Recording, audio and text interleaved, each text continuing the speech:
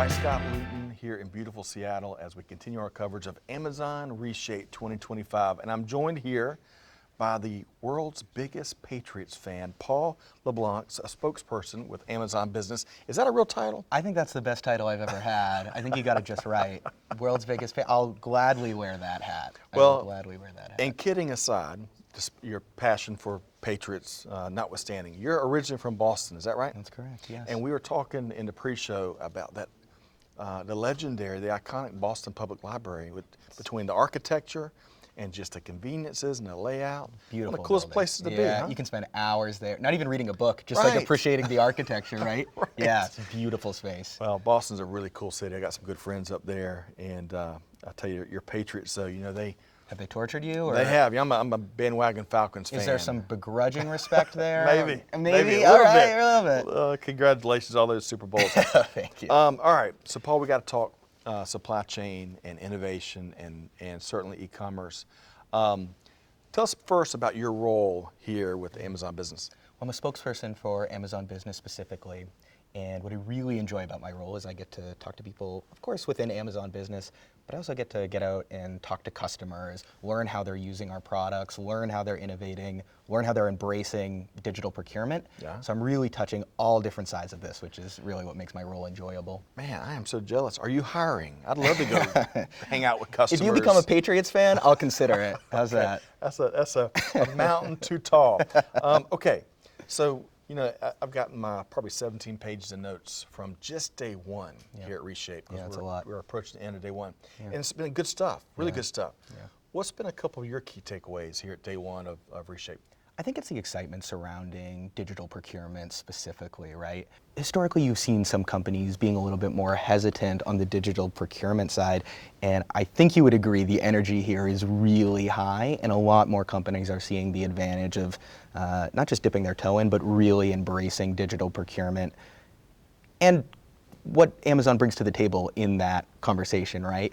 Customers love the convenience on the .com side. They like the value, selection, convenience.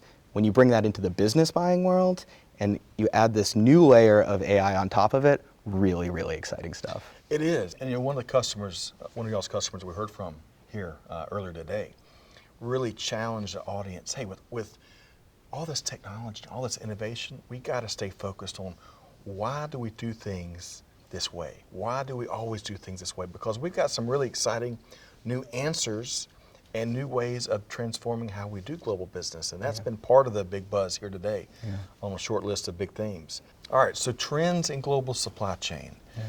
You spend a lot of time with customers. Of course, you're here. We got a bunch of supply chain leaders here today. We just heard from a couple folks in the last session. What are some trends you're tracking in global supply chain? The number one trend, well, among the number one trends, because when you are of Amazon Business's scale, you are talking to a lot of different customers. But one thing we're hearing a lot is customers putting a lot of value in supply chain resilience. They want to know that if a storm hits, if a natural disaster hits, if a vendor switches, that they have someone like Amazon Business as a strategic partner that's able to shift things around, keep things moving. They're getting their packages when they want them, when they expect them. They're able to track it through the supply chain so they can focus on not the gruel of procurement, but running their business, right? Yeah, so that's what we're hearing a lot of. And just the excitement around these new AI tools that we launched. The Amazon Business Assistant specifically, I think, is going to be a really powerful tool for customers. Well, I want to talk more about that because that's been one of, I'll call it 5 or 6 big developments, innovative developments, AI-driven developments that Amazon Business has announced this week. And there's a couple there, but the Assistant, I think, it's got to be your favorite one. Is that right? I think that's right. How's it work? It's exciting because it learns how customers have purchased previously, and it takes that information so that when they ask for insights into their business buying, the kind of products, it has all that information stored, and they're able to have a conversation with it in a way that is going to spit out the best products for them. So it's really going to speed up that buying process. The interface is very easy to use. I think our customers are really going to latch on to it. So, Paul, what I'm hearing is that we're getting rid of friction. We're getting rid of some headaches. We're getting rid of some of the tedious work that all practitioners have to deal with, right? And we're giving time back. And it's what you do with that time that's so valuable. You can focus on customers more. You can focus on what's important, right? Running your business. That's right. I love that. I want to talk about, I know you're passionate about customers. Yeah. You spend a lot of time with customers and understand their current state, their future state, you know, and how we can better invest in those relationships. What are a couple of your favorite customer stories right now? If I pause, it's only because I have too many examples. Are you writing a book too? Then, Yeah, Paul? I should be. I should Okay. be. One that comes to mind, and it's kind of dovetails nicely into our ethos at Amazon Business, which is that we like meeting customers where they are, Yep. wherever they are, right? I just got back from Kodiak Island, Alaska. If you haven't heard of it, that's okay. It's a more remote corner of the Okay. country, just off the coast of Anchorage. Sounds beautiful. It's a beautiful place, stunning. I mean, really, one of the most beautiful places I've ever been. Did you work, or did you get A stuck in little bit of vacation? both, a little bit of both. We're on camera, so I'll say it was all work. No, but I met with the Best Western Hotel there, which relies on Amazon Business to get their packages there. Before Amazon Business came in, they were getting kind of inconsistent deliveries. They were relying on a 9-hour barge from Anchorage into Kodiak Island. There's rough weather, the windows were unpredictable, they didn't really know what they were getting or when. And that's a case study that really excites me because they tapped into Amazon Business as a strategic partner. And we used our resources, we used our sorting facility in Anchorage, and we were able to speed up deliveries and get them what they need so they can focus on their customers and people that are coming in to enjoy the area, which is so important to them. Love that. And one of the things I heard there in that one example is y'all removed some uncertainty out of their business equation. Is that right? That's at the heart of what we do. Removing uncertainty, let businesses focus on running their business. Yeah. That's what we do. Outstanding. All right, secondly, I think Carnival, Yeah. you also got a couple stories about a lot of the world's favorite cruise lines. That's Tell exactly me right. about that.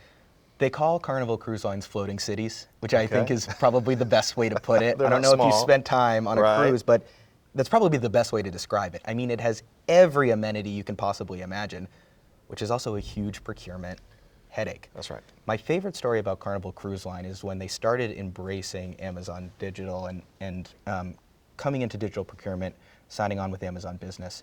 Before they used us, when they broke their sewing machines, when they were missing a part, they would have to throw them out.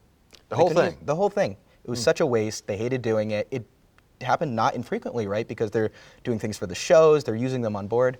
They sign up for Amazon Business. They're able to order the part they want. They don't have to throw them out anymore. Oh, I love it. It's such an exciting story. Well, not only reducing waste, is one of the things I heard there, but business continuity. Absolutely, Right? yeah. Keep them moving. Keep them focused on being able to delight the customers, right? And Exactly. protecting that customer experience.